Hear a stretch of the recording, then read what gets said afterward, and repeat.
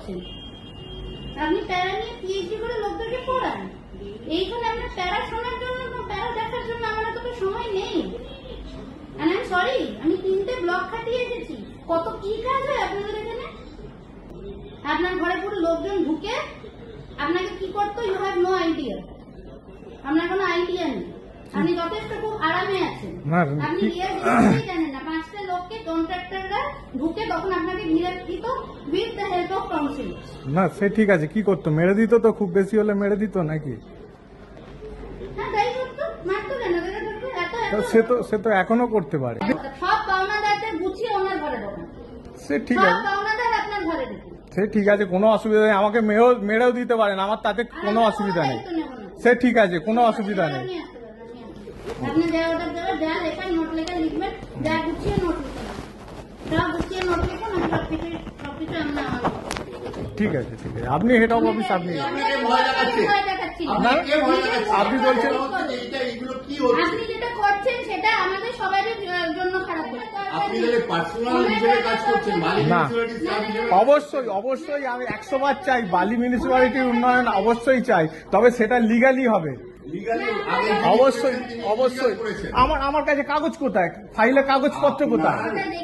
শুনতে হয়। আর লিগালি হোক আর ইলিগালি হোক, আপনার এখানে চেয়ারে বসে আমাকে বলা সাহস হয় করতে যে আমি ইলিগালি করছি না। আপনাকে স্যার, আমি আপনাকে বলবো নো নো নো নো ভাষাতে হয় না, আমি গিয়ে কিন্তু আপনাকে ওভাবেই করবো। আপনি আমাদের চেয়ারে বসে থেকে একজনকে বলে দিলেন যে আপনি যা করছেন ভাই সব ইলিগাল, আমি যা করছি সব না না, সেটা এত লিগালি হোক কথাটা মানে যে I am doing it illegal. না না no no, I go and file a complaint against you. আপনি আমাকে এভাবে না না, এতজন আমার কথাতেই কথা শুনুন। এরা সবাই যা আমি বলবো তাই বলবো। You want that, you want me to be that hard.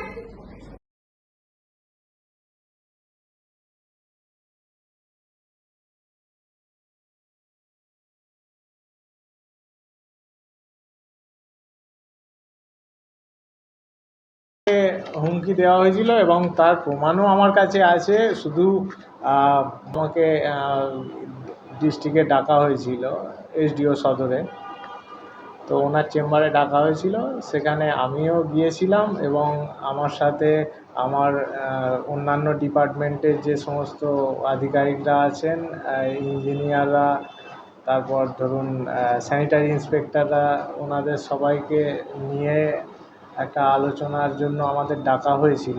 তো সেখানেও মূলত আমাকে ধমকি টমকি অনেক কিছু দেওয়া হয় এবং সেগুলোর প্রমাণও আমার কাছে আছে যে আমি ফলস এলিগেশন করছি সেরকম তো একটা হতে পারে, কিন্তু সেগুলোর আমার প্রুফ সব কিছুই আছে যে উনি যে ভাষায় আমার সাথে সেদিন কথা বলেছেন, মানে ফলস চার্জ আমার এগেনস্টে আনা হবে যদি না আমি বিল ছাড়ি।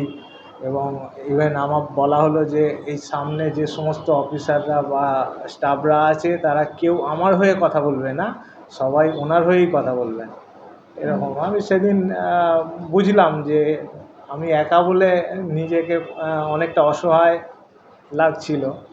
তো যাই হোক, আমি যেরকম লড়ছি এই লড়াই আমি চালিয়ে যাব সার্ভিস জীবনে, যতদিন আমি সার্ভিস করব।